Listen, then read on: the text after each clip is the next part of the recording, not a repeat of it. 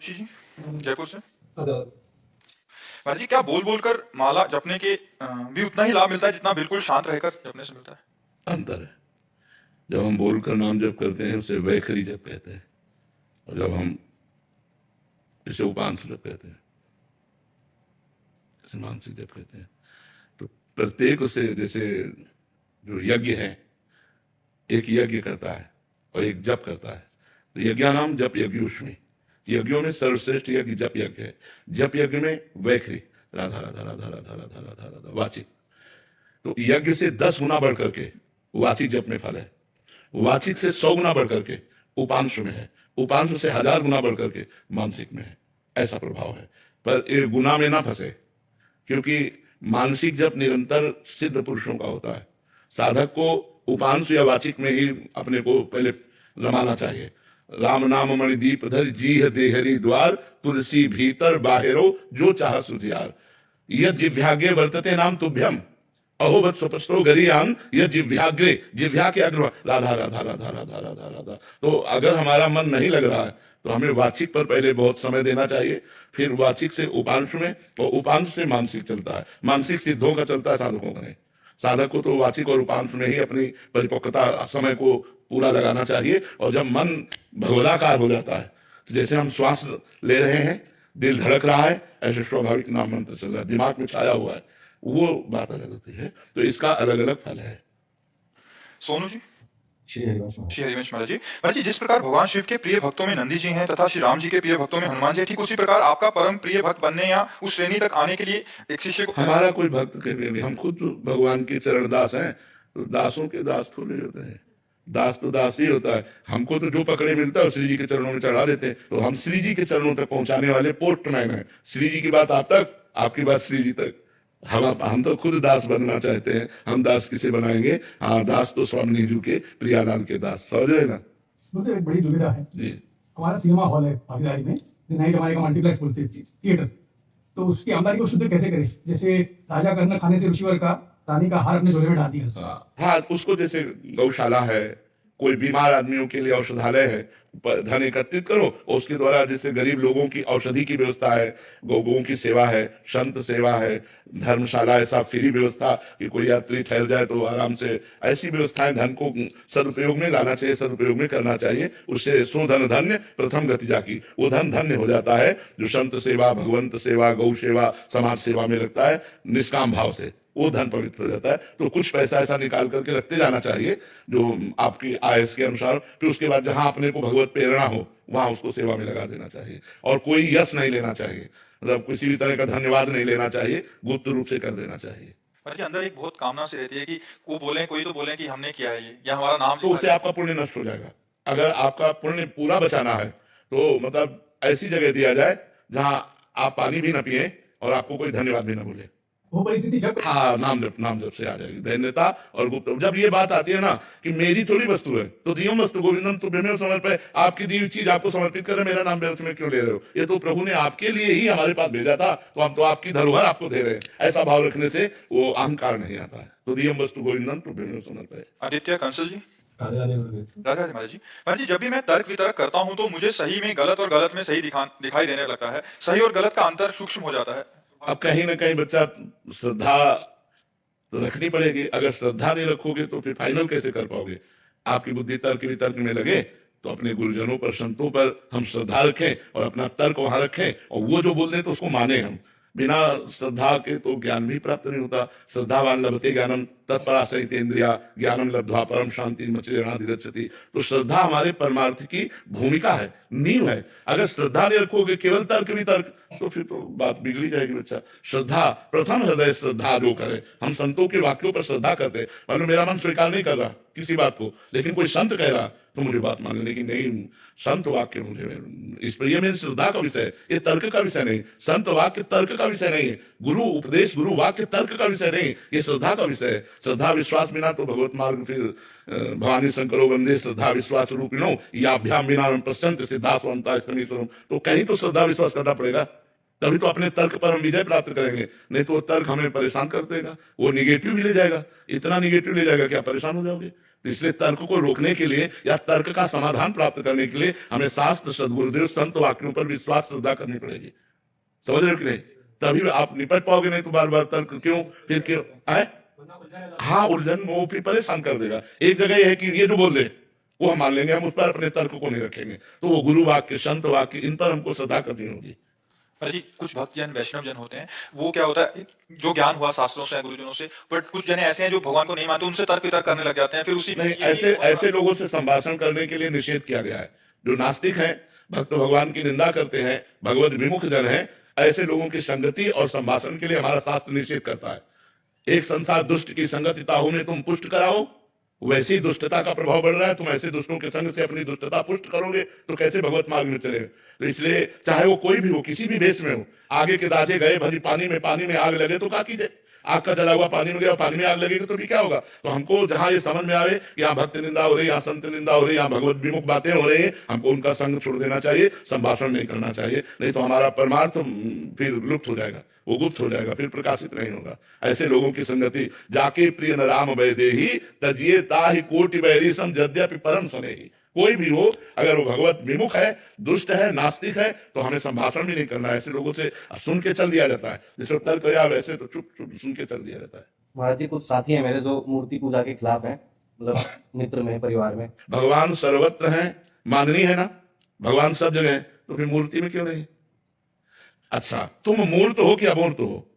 तुम्हारा रूप मूर्त है या अमूर्त है?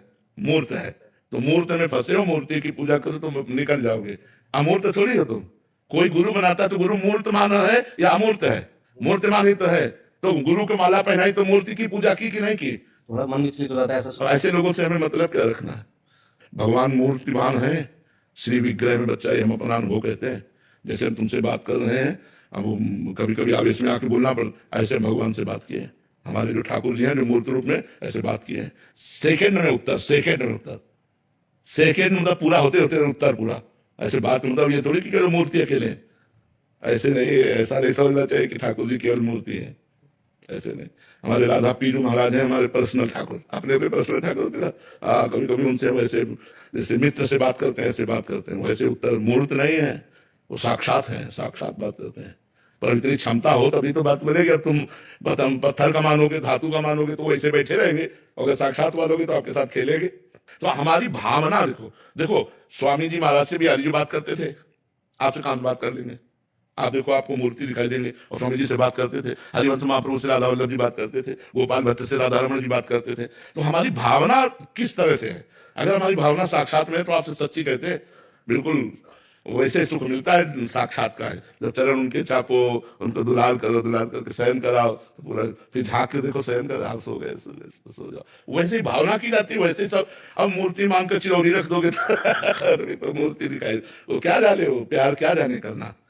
तभी तो वृंदावन की धूल में धूसरित तन करे, तब कुछ उनको ज्ञान हो। सब क्या है, भगवान शंकर से बनकर बढ़कर कोई ज्ञानी नहीं जो वृंदावन की रज की याचना करते हैं। जो रज शिव सनकादि की याचत सो रज शीस चढ़ाऊं, किशोरी तेरे चरण की।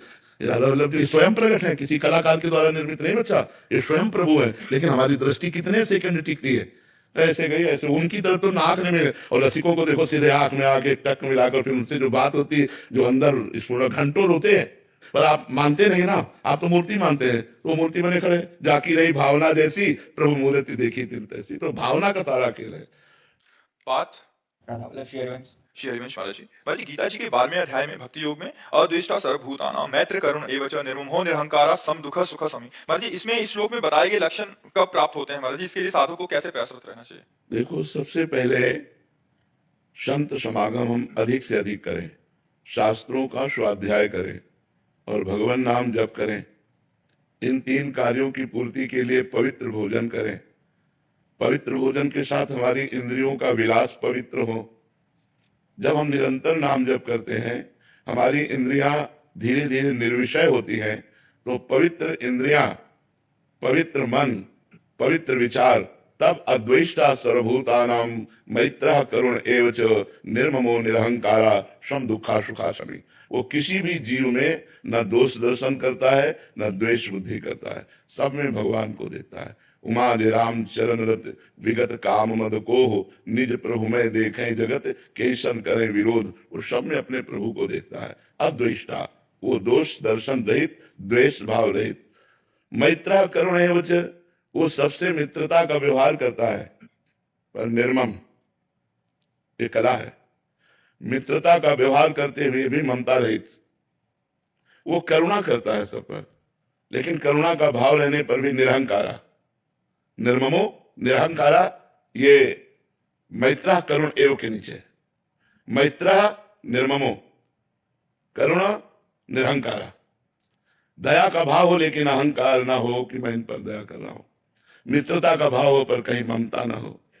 अदृष्टा सर्वभूतानां मैत्र करुण एवं च निर्ममो निरहंकारा। शम दुखा सुखा क्षमी, सुख और दुख में समान भाव रखने वाला क्षमावान पुरुष भगवान कह रहे मुझे बहुत प्रिय है, वो मेरा भक्त है। लेकिन ये तभी स्थिति आएगी जब हमारा नाम जप होगा, साधु समागम होगा, शास्त्र स्वाध्याय होगा, पवित्र भोजन होगा और इंद्रियों को पवित्र रखेंगे, जितेंद्रियता।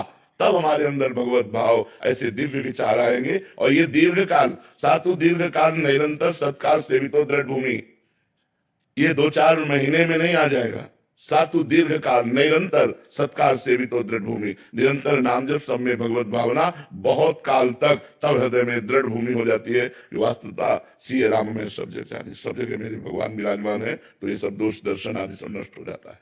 रामेश्वर बापू जी, जी, राधे राधे महाराज जी। महाराज जी, राधा रानी को प्रेम स्वरूपा क्यों कहा जाता है? राधा रानी क्योंकि वो प्रेम है। श्री कृष्ण के हृदय का जो प्रेम है, वो जब रूप धारण किया तो राधा रानी के रूप में, वो सांद्रानंद घन प्रेम मूर्ति किशोरी। जो सांद्रानंद घन रसघन मोहन मूर्तिम विचित्र के महोत्सव उल्लसितम लालजू महाराज है, तो उनका हृदय प्रेम समुद्र है। प्रीतिरु मूर्तिमती रस सिंधो सार संपदि विमला वैदग्धी नाम हृदय काचन वृंदावनाधिकारिणी जयती। वो लालजू के हृदय के प्रेम समुद्र का सार रूप जब धारण हुआ तो राधा रूप हुआ। अपने प्रेम का रसास्वादन करने के लिए लालजू ही राधा रूप में है, उनका प्रेम ही मूर्तिमान राधा रूप में है। वो जो राधा चरण में महावल लगाते हैं, जो राधा चरण की आराधना करते हैं, जो वेणी गूंथते हैं, जो प्रियाजू की दृष्टि में दृष्टि मिला करके जीवन यापन करते हैं, आनंद सिंधु समुद्र प्रभु को किस आनंद की जरूरत है? लेकिन अपने ही आनंद का रसास्वादन करने के लिए 2 रूप में, कृष्ण और राधा के रूप में है। जब राधा रूप से रसास्वादन करते हैं तो श्री कृष्ण रूप माधुरी, श्री कृष्ण लीला माधुरी, श्री कृष्ण गुण माधुरी, श्री कृष्ण अधरामृत, इसका पान करते हैं। और जब श्री कृष्ण रूप से रसास्वादन करते हैं तो राधा रूप दर्शन प्यारी जू, जब जब देखो तेरो मुख तब तब नयो नयो लागत, ऐसो भ्रम होत देखो न कब होगी। कौन बोल रहे हैं? कोटि कोटि कंदर्प मदहारी, मुनिमन मोहन, स्वमन मनमोहन, विश्व मनमोहन, वो कह रहे हैं प्यारी जी, जब जब देखो तेरो मुख तब तब नयो नयो लागत, ऐसो भ्रम होत देखो न कबूरी, दूति को दूति लेखनी न कागत। ऐसा आपका रूप है। अनसन पर भुज दिए बिलोकत, इंदु बदन बिबियोर, करत पान रस मत, परस्पर लोचन त्रसित चकोर। करत पान रस मत और परस्पर लोचन त्रसित चकोर। ये भगवत रसिक रसिक की बातें रसिक बिना को समझ से कहता। अरवरात मिलबे को निस्दिन मिले ही रहत, मनो कबो मिले ना। भगवत रसिक रसिक की बातें रसिक बिना को समझ सकेगा। तो प्यारे जू अपने प्यार का रसास्वादन करने के लिए लाडली जू में, लाडली जू के रूप में रस घन मूर्ति जो प्रभु है वही प्रियाजू है, वही लालजू है। 2 कहने को तन है, एक मन एक रूप।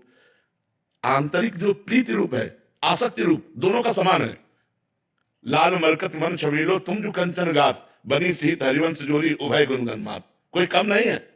नागरी 9 किशोर मिथुन मनस चोर, 2 चकोर 2 चंदा, 2 चकोर 2 चंदा। जब वो चकोरी होकर उनके रूप का पान करे तो वो चकोर होकर, राधे तू मुख चंद्र चकोरिये नैना, प्रिया बदन छवि चंद्र मनो प्रीतम नयन चकोर। तो किशोरी जो साक्षात प्रेम मूर्ति है। इसीलिए किशोरी जू के बिना कोई श्री कृष्ण रस का रसास्वादन संपूर्णतया नहीं कर सकता। जैसे पूर्णिमा के बिना पूर्ण चंद्र का अवगाहन नहीं हो सकता, ऐसे राधा दास से मपास्या प्रेतो गोविंद संगासया। कोई राधा चरणारविंद की आराधना छोड़ करके और गोविंद की आराधना करके गोविंद को पूर्ण रूप से रसास्वादन में लाना चाहे संभव। बिना राधा कृपा कटाक्ष के कोई श्री कृष्ण प्रेम का रसास्वादन कर ही नहीं सकता, क्योंकि श्री कृष्ण का प्रेम का मूर्तिमान स्वरूप राधा जी है, किशोरी जो है। गोपियों में जो राधा चरणारविंद का प्रभाव पड़ा तो गोपी प्रेम की ध्वजा हो गई। यत्पाद पद्म चंद्रमणि छटाया विस्फुजितम किमपि गोपवधू सदस्सी पूर्णानुराग रस सागर सार मूर्ति साराधिका मई कदापि कृपान करोतु। अब लालजू का ऐसा रूप है कि बड़े बड़े मुनिजन जिनकी चरण रज की वंदना करते हैं वो गोपीजन विथकित है, वो गोपीजन प्रेम विह्वल है लालजू के रूप में, और वो लालजू लाडलीजू के रूप में प्रेम विथकित है। रोम रोम जो रचना होती तो तेरो रूप न बखारूंगा, स्वामी हरदास जी कहते हैं। श्री हित ध्रुवदास जी कहते हैं कोटि कोटि रचना जो रोम रोम प्रति हुए, प्यारी जू के रूप को न बखान कहो जाता है। अति अगाध सिंधु पार नहीं पावे को, थोड़ी बुद्धि सीप मांझ कैसे के समाता है। हमारी बुद्धि सीप है और प्रियाजू का रूप समुद्र है, भला सीप में समुद्र कैसे समा सकता है। और ये रूप पाछे न होती अब हूं आगे हूं न हुए है, ये गति अद्भुत रूप की और है। ये कौन बात जो अब ही और अब ही और अब ही और है। बस ये जो प्रेम प्रतिक्षण वर्धमान जैसे ऐसे प्यारी जू का रूप प्रतिक्षण वर्धमान, इसी का रसास्वादन करने के लिए नवनिकुंज बिहारी श्री लालजू अधीन है। जाके अधीन सदा ही सांवरो या ब्रज को शिरताज, हमारे माई श्यामाजू को राज। लालन तेरे ही अधीन, तेरे ही रस बस श्याम सुंदर वर, जाचत है जो दीन लालन तेरे ही अधीन। सुनिरी सखी हो साच कहते हो तू जल है ये मीन, सुनिरी सखी और साच कहते हो तू जल है ये मीन लालन तेरे ही अधीन। अखिल कोटि ब्रह्मांड को दान करने वाला, सुख दान करने वाला, मांगत लाल लाड़िलो नागर, प्रगट भई दिन दिन की चोरी, दान दैरी नवल किशोरी। मांगत लाल, जिस दरबार में खड़े होकर के लालजू याचना करते हैं सेवा सुख की, वो है हमारी महारानी जी का दरबार। महारानी जो है लालजू के हृदय का आनंद, लालजू के हृदय का आह्लाद, लालजू का हृदय जब मूर्तिमान रूप धारण किया तो राधा किशोरी रूप हुआ। दोनों हैं, एक रुचि एक स्वभाव, एक वय एक प्राण दो तन, केवल कहवे को दो तन, एक मन एक रुचि एक स्वभाव एक वय एक प्राण, दो तन में एक प्राण चलते हैं। राधा और कृष्ण के एक प्राण है, एक मन है, एक रुचि है, एक स्वभाव है, एक वय है। कहां तक उनका वर्णन करे, वो ही वो है और वो ही वो है। देवाशीष जी, महाराज जी आपके चरणों में कोटि कोटि प्रणाम। महाराज जी आपके श्रीमुख से गीता जी का ये श्लोक सुना था कि इंद्रिया नाम मनस चास्मी, ये श्री कृष्ण होने पर भी इतनी चंचल और अस्थिर। इसके दो रूप है, इंद्रिया मनस, इंद्रियों में मैं मन हूं। मन के दो रूप है, एक असत संकल्प और एक सत संकल्प। असत संकल्प वाले को कहा गया दुष्ट मन और सत संकल्प को कहा गया भगवत स्वरूप। तो हमारे मन के दो पार्ट है, एक गंदे मार्ग की तरफ प्रेरित करता है और वहीं एक उसी समय कहता है ये गलत है मत करो। उस जो गलत कह रहा है वो भगवत स्वरूप है, उसकी बात मानो और अपने पार्ट को, गंदे पार्ट वाले मन को पूरा पवित्र करो। मन के जैसे बुद्धि के दो पार्ट है, कुमति एक सुमति। सुमति कुमति सबके उर रहे, नाथ पुराण निगम कहे, जहां सुमति तहां संपत्ति नाना और जहां कुमति तहां विपत्ति निधाना। तो ऐसे ही कुमन और सुमन है। जो कुमार्गगामी मन है वो है दुष्ट और जो सुमार्गगामी मन है वह इंद्रिया मनश्चास्मी कृष्ण। तो हमें संपूर्ण मन को अपने सतमन की सलाह से असत मन को काबू में करना है और उसे भी भगवत स्वरूप बना देना है। तो जहां मन कृष्णाकार हुआ वही भगवत प्राप्ति हो जाती है। आप समझ पा रहे हो? हार्दिक पटेल जी, राधा महाराज जी। महाराज जी मैं एक बैंक में ब्रांच मैनेजर के रूप में कार्यरत हूँ। आप अपने सभी कर्मों को मैं राधा रानी को समर्पित करता हूँ, जो भी करता हूँ उनके चरणों में अर्पित भाव से रहता हूँ। महाराज जी ये आप कह रहे हैं कि आपको आपके अधीनस्थ जो कर्मचारी हैं उनके प्रमोशन या पगार की बढ़ोतरी के लिए या अन्य सुविधाओं के लिए हो सकता है कि दूसरे ब्रांच से यहाँ ऊपर लड़ना भी पड़ता है। महाराज जी फिर कभी कभी लगता है कि सच्चे समर्पण में क्या लड़ना भी सेवा भाव है, छोड़ देना चाहिए? नहीं, अपने अनुयायियों का पोषण करने के लिए यदि हम अपने बड़े अधिकारियों से अपनी हट रखनी पड़े तो रखना चाहिए, क्योंकि उसमें बहुतों का हित होता है। केवल अपना हित हो तो आप छोड़ सकते हो, लेकिन बहुतों का हित होता है इसलिए करना ही चाहिए। इसमें कोई निषेध नहीं है, अवश्य करना चाहिए। अपने जो अनुयायी जन है, अपने जो नीचे जन है, उनको सुख प्राप्त करने के लिए, उनका भी परिवार है, उनकी भी फीस बढ़नी चाहिए। अगर इसके लिए आप ऐसा करते हैं तो कोई निषेध नहीं है, नाम जब करते हैं आप ऐसा कर सकते हैं। सुनील कुमार जी लंदन से। राधा महाराज जी। महाराज जी मेरा प्रश्न है कि चेतना वास्तव में क्या है? क्या ये जन्म से हमारे भीतर विद्यमान रहती है या साधना और गुरु कृपा से जागृत होती है? संपूर्ण ब्रह्म आपके अंदर विराजमान है। संपूर्ण ब्रह्म, चेतना तो उसका एक अंश है। संपूर्ण ब्रह्म तिजोरी में बंद है, सतोगुण रजोगुण तमोगुण की तिजोरी है। चाबी गुरु के पास है, गुरु से चाबी मिल जाए, तीन गुणों का पर्दा हटे, तत्त्वम असि, तुम वही हो, कोई और नहीं है। वासुदेवा सर्वमिति, सब जगह भगवान विराजमान है। वासना वासुदेवस्य वासितम भुवनत्रयम् सर्वभूत निवासोस्मि वासुदेव नमोस्तुते। सर्वभूत निवासोस्मि, वो स्वयं विराजमान है, वो स्वयं परमात्मा विराजमान है। लेकिन हम अपने परमात्मा स्वरूप को भूलकर देह का अभिमान करके कुछ सत्कर्म कर लिए और कुछ असत्कर्म कर लिए, शुभ अशुभ, उसी से सुख और दुख के तपेड़ों में जन्म जन्मांतरों से भटक रहे हैं। अब अगर हम भजन कर लें तो हमारी बात बन जाए। हमारी शुभ अशुभ कर्मों से बात नहीं बनेगी, भजन से बात बनेगी। शुभ कर्म का परिणाम सुख होता है सांसारिक, और अशुभ कर्म का परिणाम सांसारिक दुख होता है। सुख दुख समय कृत्वा लाभा लाभो जया जयो। जो सुख दुख में समान भाव रखकर भगवान का भजन करता है वो माया मुक्त हो जाता है, अपने स्वरूप को प्राप्त हो जाता है। आप भगवत स्वरूप है, बस अपने स्वरूप को भूलकर हम स्त्री पुरुष मान करके ऐसे बर्ताव करने लगे गंदे, जिससे हमारी दुर्गति हो गई। अब हम इस जन्म में गुरु को अपना ब्रह्म मानकर, गुरु साक्षात पर ब्रह्म और उनके बताए हुए मार्ग पर चले तो हम माया पर विजय प्राप्त करके भगवान को प्राप्त कर सकते हैं। इस मार्ग में किताब का और गुरु ज्ञान का कितना महत्व है? पहली बात तो किताब मत कहो, शास्त्र कहो, क्योंकि किताब सांसारिक पढ़ाई वाली होती है। जो भागवती को होते हैं उन्हें शास्त्र कहते हैं, ग्रंथ कहते हैं, तो या उनका पावन नाम लेकर के ऐसे किताबें कहने से अपमानजनित शब्द है। किताबें उनको कहते हैं जिनमें आधुनिक विद्या होती है, आध्यात्मिक विद्या जिसमें होती है उनको ग्रंथ कहते हैं, सदग्रंथ कहते हैं। उन सद पुराण है, वेद है, हमारे इतिहास है, तो उनको हम ग्रंथ कह करके या शास्त्र कहकर संबोधित करें कि हमारे शास्त्रों में ऐसा, तो उनको किताबें न कहें। तो आपका कहने का मतलब क्या है कि शास्त्रों के स्वाध्याय गुरु ज्ञान का क्या? बड़ा अंतर है बच्चा। शास्त्रों में भूल भुलैया युक्त तिजोरी रखी गई है। कई भूल भुलैया के मार्ग है, मार्ग ये जा रहा है, यहाँ से उत्तर की तरफ जा रहा है, फिर दक्षिण की तरफ जा रहा है, फिर पूर्व की तरफ जा रहा है। अब बिना अनुभवी कैसे बता सकता है कोई? इसलिए चाहे शिव भी रंची समोरी, शिव के समान ज्ञानी और ब्रह्मा के समान चतुर हो तो भी बिन गुरु भवनी दिता रहे कोई, क्योंकि वो चला हुआ मार्ग जब बताता है तब जाकर के हमें ब्रह्म का अनुभव करा देता है। तो ध्यान मूलम गुरु मूर्ति, पूजा मूलम गुरु पदम, मंत्र मूलम गुरु वाक्यम, मोक्ष मूलम गुरु कृपा। शास्त्र स्वाध्याय तभी सफल माना जाता है जब गुरु मुख से सुना जाता है। प्रथम सुने भागवत भक्त मुख भगवत वाणी, गीता भागवत आज भगवान के भक्त के मुख से सुने, संत के मुख से सुने, तो वो उसका रहस्य अनुभव साथ में मिला के देते हैं, तो हमारी समझ में आ जाता है।